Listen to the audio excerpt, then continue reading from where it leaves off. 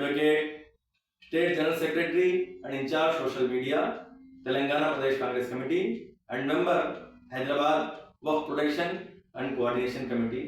आज यहाँ पे मेरा ऑफिस डीडी कॉलोनी बाग अंबरपेट में जो मेरे पास लॉ स्टूडेंट्स हैं जो मेरे पास इंटर्नशिप कर रहे हैं उनके लिए एक क्लास मुनक्किद की गई है।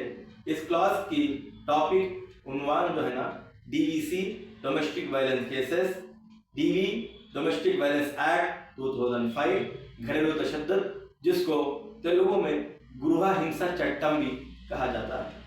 ये जो घरों में ख़वातीन के साथ जो भी मारपीट होती है, उनको खाना नहीं दिया जाता है, उनको इलाज सही नहीं किया जाता है, उनकी ज़रूरतें पूरी नहीं की जाती हैं। घर में जितने भी लोग उस घर में इस पिटिशनर विक्टिम यानी कि वो खातून के साथ विक्टिम के साथ जो भी लोग घर में मौजूद रहकर उस विक्टिम को, उस पिटिशनर को हरासा करते हैं, सताते हैं फिजिकली, मेंटली और दूसरी तरीक़ों से, उनके खिलाफ जो भी विक्टिम है वो कोर्ट से अप्रोच हो सकती हैं।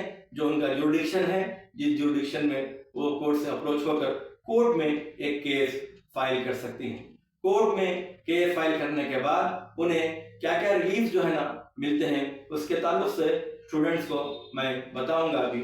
उसमें सबसे पहले खासकर जो है ना मंथली मेंटेनेंस, यानी कि हस्बैंड के साथ नहीं है, वो अकेले रह रही हैं, उनके गुजर बसर के लिए माहाना का खर्चा, ये मंथली मेंटेनेंस पूछ सकती हैं। अगर बच्चे या बच्चियां यानी कि उन हस्बैंड के साथ उनके जो भी बच्चे हैं माँ के साथ रह रही हैं, माँ बाहर है, बच्चों की देखभाल, उनकी परवरिश, उनकी नशोनुमा, उनकी सेहत, उनकी तालीम, ये तमाम चीज़ें भी ज़रूरी है। इसके लिए भी मेंटेनेंस, बच्चों के मेंटेनेंस यानी कि मंथली मेंटेनेंस पूछ सकती हैं।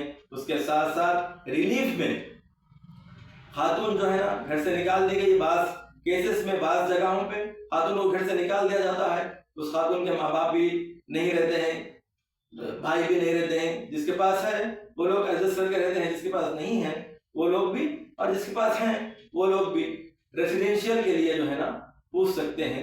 रेसिडेंशियल अगर हस्बैंड का घर बड़ा है जिसमें 4-5 कमरे हैं या हस्बैंड के एक से ज़ायद मकान है, तो उस असना में कोर्ट में बताना होगा कि हस्बैंड के पास इतनी प्रॉपर्टी है, इसीलिए जो है ना उसमें से एक घर में हमें रहने के लिए, मुझे और मेरे बच्चों को रहने के लिए एक घर का इंतज़ाम के लिए भी कोर्ट से जो है ना रिलीफ पूछ सकते हैं। अगर हस्बैंड के पास घर नहीं है, मकान ज़्यादा नहीं है या मकान बड़ा नहीं है, तो माहाना खर्चा यानी कि रेंटल इनकम, किराया, माहाना का किराया भी अलग से पूछ सकते हैं। उसके साथ साथ खातून को कुछ इलाज है या बच्चों का कुछ इलाज है, कोई ट्रीटमेंट चल रहा है, उसके भी जो है ना रिलीफ पैसे पूछ सकते हैं। उसके साथ साथ बच्चों की स्कूल की फीस, बच्चों के मेडिकल एक्सपेंसेस, ये भी जो है ना हस्बैंड से जो है ना पूछ सकते हैं। उसके साथ साथ ये जो खातून है, जो विक्टिम है, उनके लिए मंथली मेंटेनेंस और उनके बच्चों के लिए भी मंथली मेंटेनेंस जो है ना पूछ सकते हैं।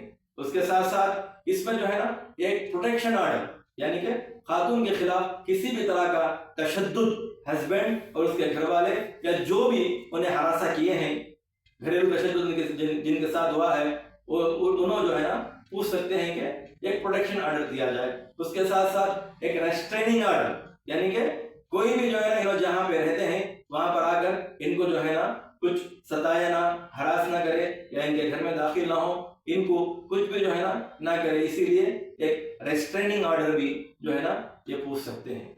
ये तमाम रिलीफ्स हैं। इसके साथ साथ और कई रिलीफ्स भी डोमेस्टिक वायलेंस में है। खासकर इसमें केस फाइल होने के बाद सामने वाले को नोटिस जाती है, केस ट्रायल स्टार्ट होता है, एविडेंस चलता है, फिर क्रॉस चलता है पिटिशनर का, फिर रेस्पोंडेंट का एविडेंस, फिर क्रॉस चलता है। इसके लिए थोड़ा टाइम लगता है।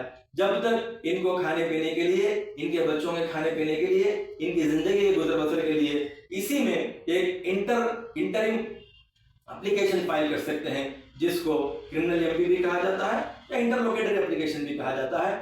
उससे उसके तहत केस तो चलने का चलते रहता, इस अवस्था में जब तक केस खत्म नहीं होता, केस का फाइनल फैसला, आखिरी जजमेंट जब तक नहीं आता, तब तक एक इंटरिम रिलीफ यानी कि माहाना वाली खर्चा ये देने के लिए भी एक एप्लीकेशन इसमें फाइल कर सकते हैं, करके मंथली मेंटेनेंस, इंटरिम मेंटेनेंस भी इसमें ले सकते हैं। اس کے ساتھ ساتھ خاص کر اس میں کمپنسیشن بھی لیا جاتا لے سکتے ہیں، یعنی کہ جو انہیں ہراساں کیا گیا، جو تکلیفیں ہوئی، جو برداشت کی ہیں، اس کا معاوضہ یعنی کہ کمپنسیشن بھی اس میں کلیم کر سکتے ہیں، کلیم کر کمپنسیشن بھی پوچھ سکتے ہیں۔ اس طرح سے ڈومیسٹک وائلنس کیس جو ہے نا کورٹ میں فائل کر سکتے ہیں۔ لیکن میں سبھی کو ایک بات بتانا چاہتا ہوں، جہاں تک ہو سکے کورٹ کے ذریعے نہیں بلکہ اپنے افراد خاندان کو یا اپنے کوئی بڑے لوگ یا اپنے کوئی ویل وشرز یعنی کہ وائف کی طرف کے چند ویل وشرز اور ہسبینڈ کی طرف کے چند ویل وشرز بیٹھ کر معاملوں کو اپنے گھر کے پاس ہی یعنی اپنے لوگوں کے پاس ہی معاملوں کو ختم کر کے ملنے کی کوشش کرے، خاص کر جہاں پہ بچے ہوتے ہیں۔ ماں باپ کی نااتفاقیوں کی وجہ سے، ماں باپ کے غصے کی وجہ سے، ان کی ضد کی وجہ سے بچوں کی زندگیاں خراب ہونے مت دیجیے۔ میری ایک ریکویسٹ ہے سب سے کہ جہاں تک ہو سکے معاملات کو بیٹھ کر شرعی طور پر معاملات کو حل کرنے کی کوشش کرے۔ اگر اس کے باوجود بھی معاملات حل نہیں ہوتے ہیں تو آخری راستہ کورٹ کا دروازہ کھٹکھٹانا ہے۔ اس سے پہلے ایک وکیل سے رابطہ کریے۔ وکیل کے پاس فیس دینے کے لیے آپ کے پاس پیسے نہیں ہیں تو آپ جو ہے نا پہلے ایک سکی سینٹر رہتا ہے ڈی وی سی کیسز میں، سکی سینٹر سے اپروچ ہو کر وہاں پہ آپ کی درخواست دے سکتے ہیں۔ اس درخواست کی بنیاد پر وہ لوگ آپ کے ہسبینڈ اور جو بھی ریسپونڈنٹس ہے، ہسبینڈ کے گھر والے کے خلاف آپ نے کیس کمپلینٹ دیا ہے، ان سب کو بلا کر کاؤنسلنگ کریں گے۔ کاؤنسلنگ میں اگر معاملہ سب صحیح ہوتا ہے تو بہتر ہے، ورنہ وہ لوگ ایک DIR رپورٹ تیار کر کورٹ میں سبمٹ کریں گے۔ اس کے بعد آپ کو ایک یعنی کہ جو بھی وکٹم ہے ان کو ایک وکیل کو رکھ کر وہ کیس کی کارروائی کرنا پڑے گا۔ آج کی کلاس مختصر طور پر اسٹوڈنٹس کو سمجھانے کے لیے ہے۔ آج کی کلاس اس طرح سے یہ بہت لینتھی، بہت بڑا سبجیکٹ ہے، لیکن اسٹوڈنٹس کو شارٹ میں سمجھایا گیا ہے۔ Thank you very much. السلام علیکم، اللہ حافظ۔